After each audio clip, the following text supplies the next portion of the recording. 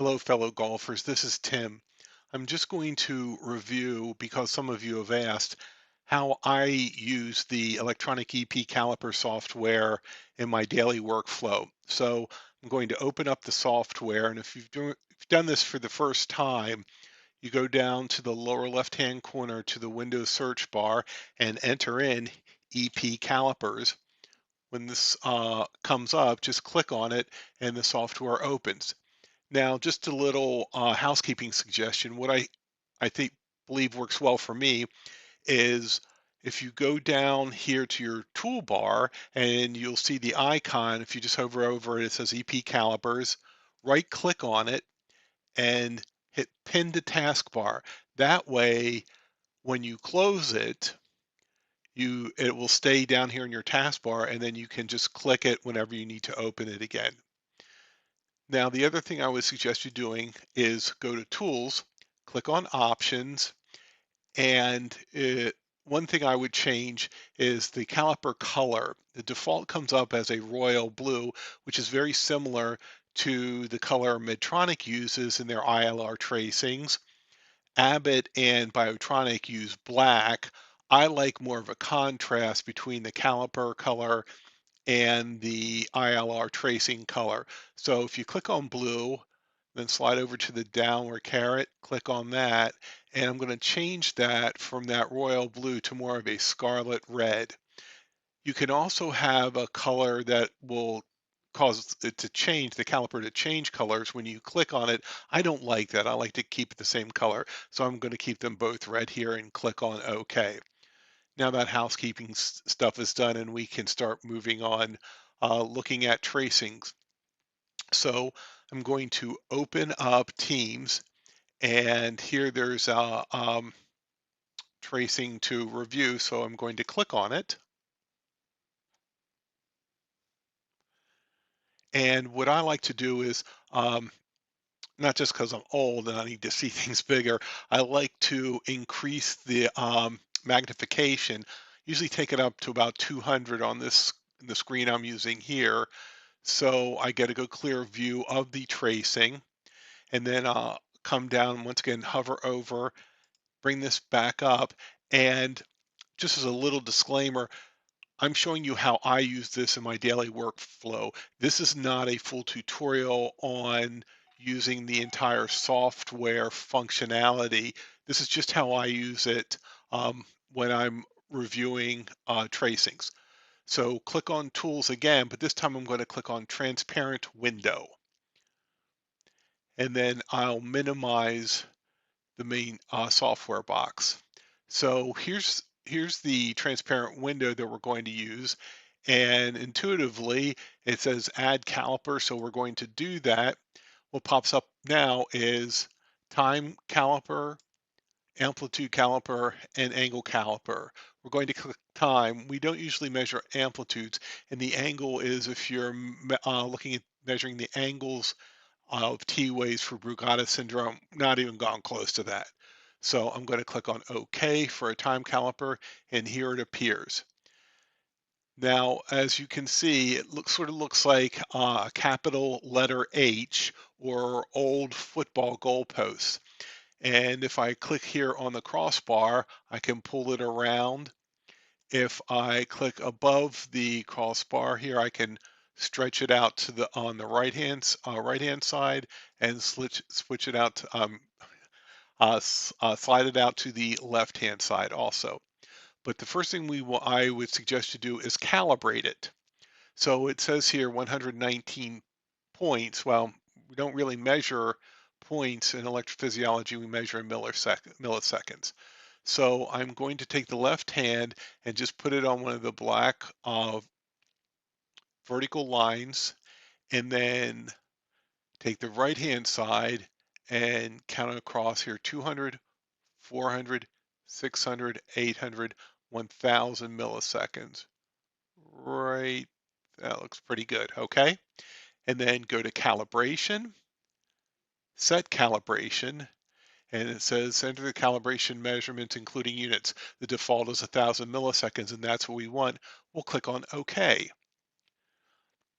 Now this is calibrated to the tracing we're working on now. If I would change the magnification, make it smaller or larger, I have to recalibrate. But if we keep things the way we are, we don't have to change anything.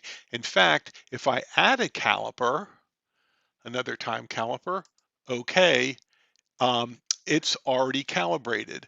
So just set the left-hand side there, go across 200, 400, 600, 800, 1000, and there we go. It's all set to go. Now to get rid of a caliper, all you do is double click on it and it's gone. Okay? So in EP, we um, we measure by placing the ends of the calipers, the different vertical lines at the beginning, at the very start of a complex, not at the peak. As you can see here, we don't see peaks because they're cut off, but it starts where it starts. So you're measuring from the start of this QRS to the start of this QRS. And it gives us a measurement of 1,383 milliseconds. But if I want to see what that rate is, I click over here. It says rate slash interval, and it now tells me that equals 43 milliseconds. Okay? If I want to, so the underlying rhythm here is atrial fibrillation. So if I want to see what the mean rate is, I take my left hand caliper and go over here and line it up with the beginning of this QRS. Then I count one interval, two interval. I'll grab this, three intervals, four intervals here between where I'm measuring. So I'm at the beginning of this, one, two, three, four intervals to the beginning of this. And if you click on mean rate, it comes up how many intervals is the caliper measuring? Well, the default comes up as three, but we have four. So I'm going to add one and I click OK. So the mean interval was 1,267 beats per minute, but it gives us a mean rate of 47.36 beats per minute. Okay. Now, you can move. I just click so the calipers disappeared, but just to bring them back, all you have to do is just click down here in the hover over the icon, it comes back up and click it up again. So I'm going to change the rate back to interval here. And so I'm going to line up this left-hand caliper to the beginning of that QRS, to the beginning of this QRS here. And so this shows me now we have the situation with a pause situation going on here. So 3,068 milliseconds, so just barely over a 3-second pause here. All right, so I'm going to close this one out. And what happened to my, okay, there's the next one opened up. I'm going to increase the magnification again to 200%. And so we're going to take a look here, and let's say someone would say, well, is this sinus? It's rather irregular, but are these actual P waves here? So once again, I'm going to hover over the icon. Here's a transparent window. And I'm going to come back here, and because this is a new tracing, I'm going to recalibrate it again because it may be a little bit different than my last. So I'm just going to go over 200, 400, 600, 800, 1000. That looks pretty good, so I shouldn't have to recalibrate it. It says 1000 milliseconds, and I'm good with that. It's close enough for the kind of work we're doing here. So once again, like I said, we're going to uh, measure. So I'm going to go to the beginning of this P wave here to the beginning of this QRS. All right, so there's a couple ways we can do this. We can actually move the window over and see how that measures out. They look pretty close. They look pretty close. That looks pretty close. Or I can slide this over 195 milliseconds. That looks good. 195 milliseconds. That looks good. That looks good. That looks good. That looks good. Okay. So let's bring this back over here to the center. Just a couple more things. So when I said before, so let's say we want to add another caliper, and so we're okay here, but I don't want this caliper to be the same color. So what I'm going to do is I'm going to right click on it and go to Caliper Color. And let's say I want this one to be, it's the holidays, I'm going to have a red one and a green one. Just pick the color in the box here, click OK, et voila, it's green. To get rid of it, just double click on it and it goes away. Another thing you can use, which I find handy if, let's say you have a situation where you think someone may have atrial flutter and the ventricular rate's irregular, or you really aren't getting a clear view of all the flutter waves, or someone has high degree AV block and you want to see if the A to A intervals are measuring out.